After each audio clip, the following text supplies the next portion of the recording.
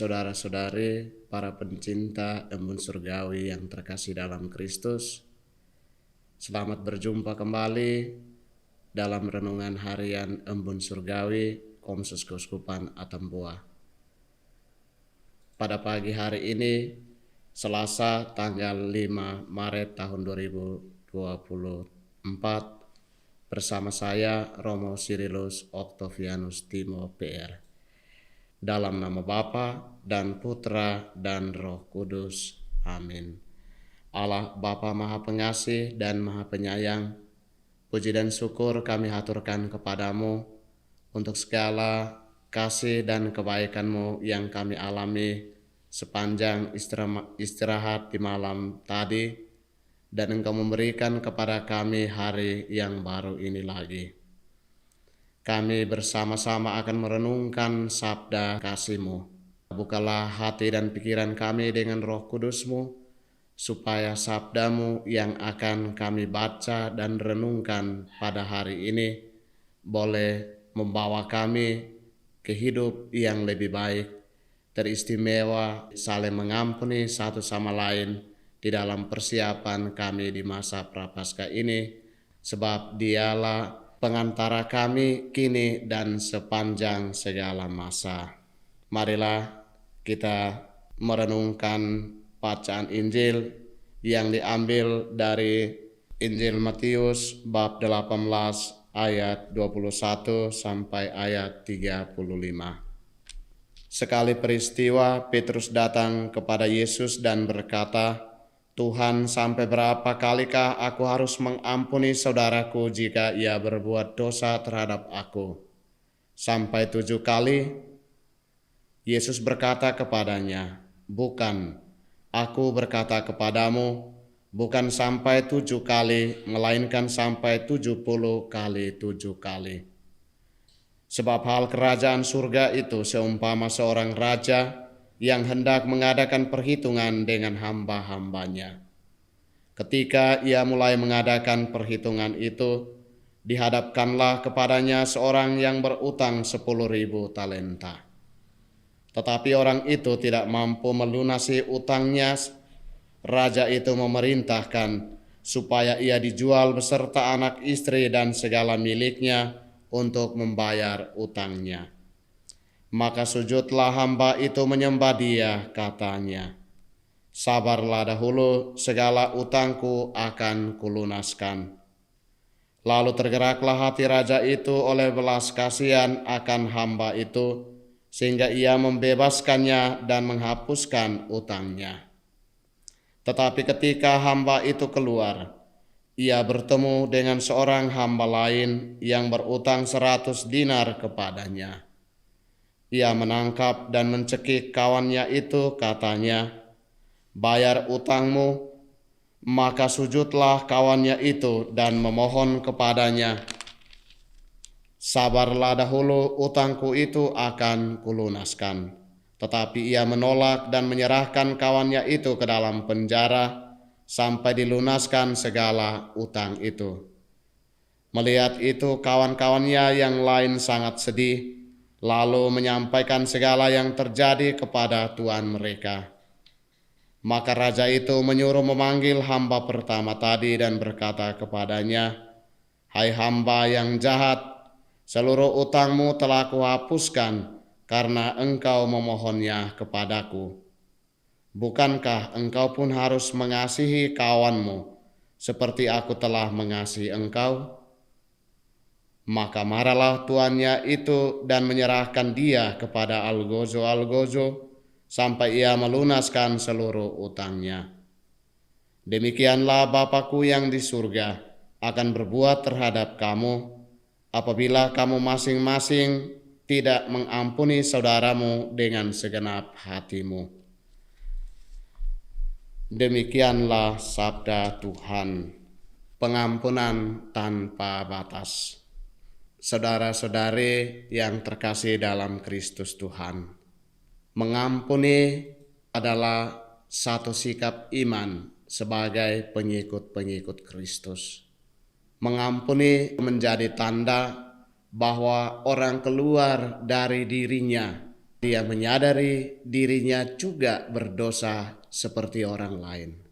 Mengampuni juga berarti orang sebenarnya menyadari kehadiran Allah yang Maha Rahim, Allah Maha Pengampun, yang senantiasa sayang kepada kita manusia yang bertobat dan mau kembali untuk mendapatkan kasih sayang dan keselamatan.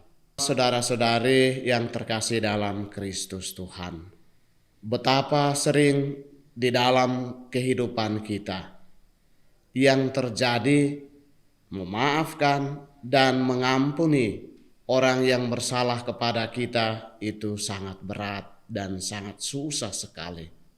Mengapa demikian? Karena yang pertama, orang merasakan bahwa apa yang orang lain perbuat bagi dirinya itu telah melukai hatinya, membusukkan namanya, bahkan menurunkan harkat dan martabat dirinya sebagai manusia. Orang juga merasa berat untuk memaafkan dan mengampuni karena dia berpikir bahwa dirinya harus lebih baik dari orang lain. Dia menganggap dirinya di atas orang lain. Selain itu, orang susah untuk memaafkan dan mengampuni. Bisa saja dia telah mendengarkan perkataan-perkataan ataupun berita-berita yang dia dengar dari orang lain tentang orang itu. Yang dia lihat hanyalah kesalahan, bukan pribadi manusia itu sendiri yang adalah gambar dan rupa Allah. Tuhan Yesus lewat jawabannya kepada Petrus yang bertanya kepadanya, Tuhan, sampai berapa kalikah aku harus mengampuni saudaraku yang berbuat dosa kepadaku? Sampai 7 kali? Tuhan Yesus dengan tegas membeberkan ajaran cinta kasih Allah, bukan hanya kepada Petrus ataupun kepada mereka yang hadir saat itu, tetapi untuk kita sekalian, siapapun dari masa ke masa yang adalah anak-anak Allah. Sesungguhnya mengampuni atau memaafkan siapa yang berdosa itu tidak boleh dihitung tanpa batas.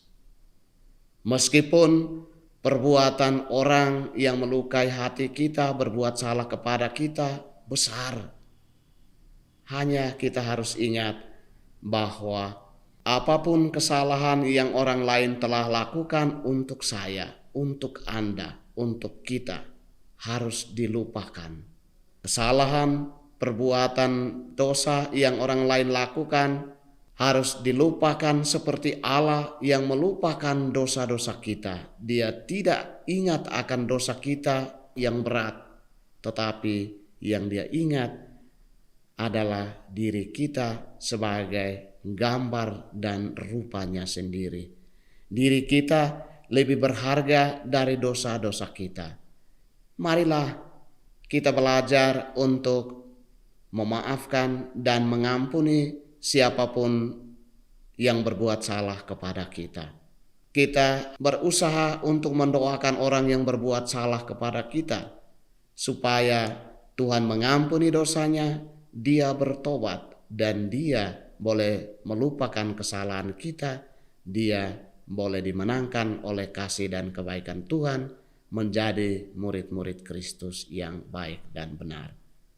Marilah kita belajar untuk membagi-bagikan pengampunan, saling memaafkan, dan melupakan kesalahan orang lain dengan cuma-cuma, karena Tuhan telah mengorbankan seluruh dirinya untuk keselamatan kita tanpa minta imbalan dari kita. Semoga Allah Bapa yang Maha Pengasih dan Maha Penyayang, puji dan syukur kami haturkan kepadamu atas waktu yang Dikau anugerahkan kepada kami untuk merenungkan sabda ajaran putramu. Bantulah kami dengan Roh Kudus-Mu, agar di dalam hidup kami sehari-hari kami berani untuk memaafkan dan melupakan kesalahan siapapun yang berbuat salah dan dosa kepada kami.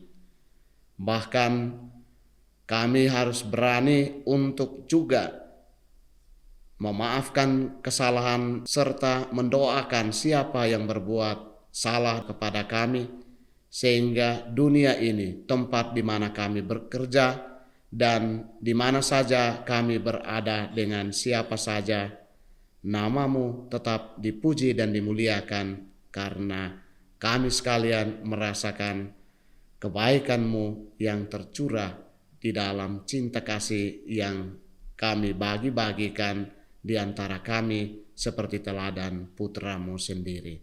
Sebab Dialah Tuhan dan pengantara kami kini dan sepanjang segala masa. Amin. Tuhan bersamamu dan bersama rohmu. Kita sekalian, segala aktivitas kita sepanjang hari ini untuk membagi-bagikan pengampunan Tuhan senantiasa diberkati oleh Allah yang Maha Kuasa, Bapa dan Putra dan Roh Kudus. Amin.